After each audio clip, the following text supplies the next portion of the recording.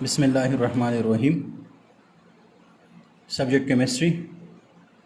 Today the topic is about the structure of alkane part 3.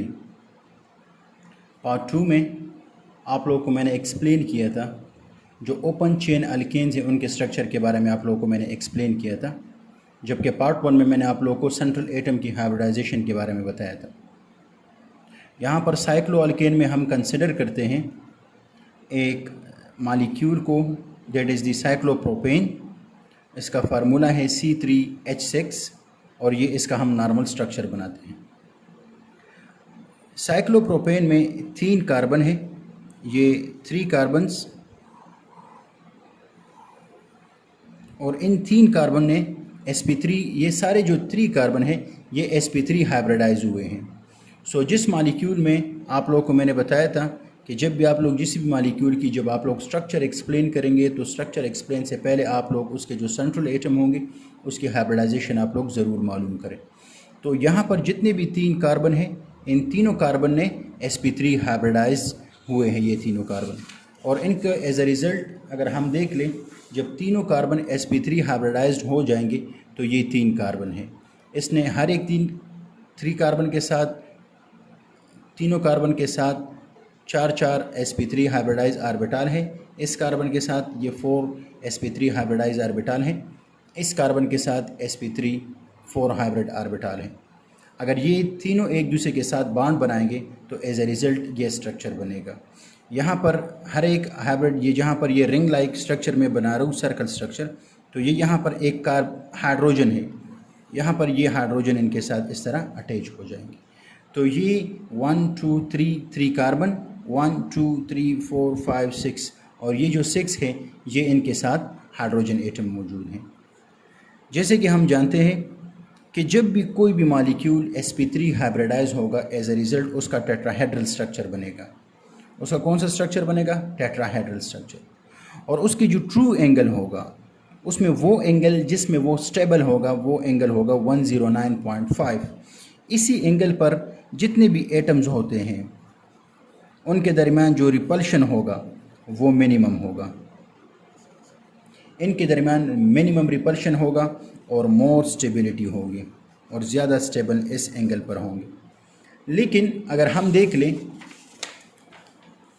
जब cyclopropane structure बनाता है तो साइक्लोप्रोपेन में ये जो एंगल होता है ये 60 डिग्री, जितने भी ये एंगल्स यहाँ पर बन जाते हैं, जितने भी एंगल्स होते हैं ये एटम एक दूसरे को कंप्रेस कर लेते हैं और कंप्रेशन की वजह से इनका ये जो एंगल होता है ये 60 डिग्री हो जाता है। और तो इसमें जितने भी एंगल्स हैं ये 60 डिग्री के हैं। और हम जानते हैं कि जब भी नॉर्मल sp3 होगा उसकी जो नॉर्मल ट्रू एंगल होगा वो 109.5 होगा, लेकिन साइक्लोप्रोपेन में ये जो एंगल है ये 60 डिग्री तक डिक्रीज़ हुआ है। और जब एंगल डिक्रीज़ हो जाता है इट मीन्स कि इसने डिविएशन यहाँ पर शो की है। डिविएशन किस तरह शो की है? नॉर्मल एंगल 109.5 होना चाहिए था लेकिन इसने ये एंगल बना दिया। इट मीन्स कि इसने एंगल डिविएशन की है और इस डिविएशन को हम कहते हैं एंगल स्ट्रेन, इसको हम कहते हैं। और याद रखें, जब भी किसी भी मॉलिक्यूल में एंगल स्ट्रेन आ जाते हैं, एंगल स्ट्रेन मीन एंगल्स के दरमियान रिपल्शन, एंगल्स के दरमियान रिपल्शन आ जाते हैं। और जब भी एंगल्स के दरमियान रिपल्शन आ जाते हैं तो एज अ रिज़ल्ट उस मॉलिक्यूल में अनस्टेबिलिटी प्रोड्यूस हो जाती है। वो मॉलिक्यूल क्या हो जाता है? वो अनस्टेबल हो जाता है और उसी की वजह से वो लॉन्ग टाइम तक फिर एग्जिस्ट सही तरीके से नहीं करता। लेकिन तो हम ऐसे कह सकते हैं यहाँ पर स्ट्रक्चर में एक्सप्लेन करते हुए, साइक्लो अल्केन की स्ट्रक्चर को एक्सप्लेन करते हुए, कि साइक्लो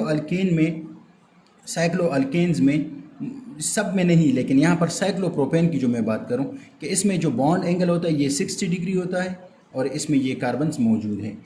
लेकिन अगर हम होमोलोगस सीरीज़ लें साइक्लो अल्केन का, अगर हम होमोलोगस सीरीज़ लें जैसे कि cyclopropane, cyclobutane, pentane and so on, तो ये जो अगर हम देख लें तो इनमें यहाँ पर स्ट्रक्चर इस तरह है, यहाँ पर स्ट्रक्चर इस तरह हो जाता है। जो ही हम नीचे की तरफ आते हैं तो इनके जो स्ट्रक्चर्स होते हैं वो चेंज होना शुरू हो जाते हैं।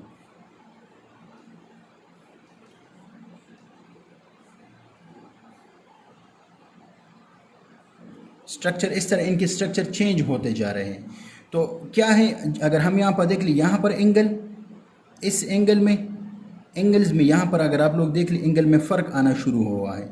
इट मीन्स कि जो ही हम ऊपर से नीचे की तरफ आएंगे होमोलोगस सीरीज़ ऑफ साइक्लोअल्केन में, सो जो एंगल स्ट्रेन होगा वो डिक्रीज़ होता जाएगा और ये मॉलिक्यूल स्टेबल होता जाएगा।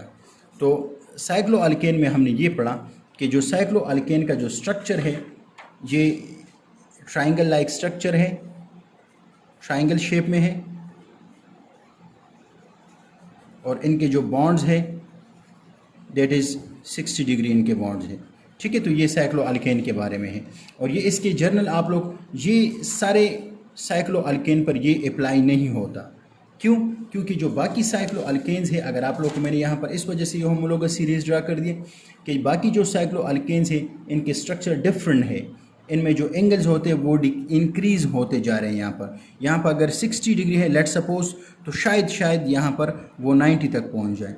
अगर जो हम इस तरह नीचे की तरफ आते हैं तो एंगल इंक्रीज, और जब ये एंगल 109.5 डिग्री तक पहुँच जाएगा तो ये मॉलिक्यूल क्या हो जाएगा, ये स्टेबल होता जाएगा। ठीक है, तो यहाँ पर आप लोग को मैंने एक्सप्लेन कर दिया साइक्लोअल्केन के बारे में। इंशाल्लाह नेक्स्ट वीडियो में मैं आप लोग को थोड़ी सी इनकी स्टेबिलिटी के बारे में बताऊँगा। ठीक है, दुआओं में याद रखें, खुश रहें, अल्लाह हाफिज़।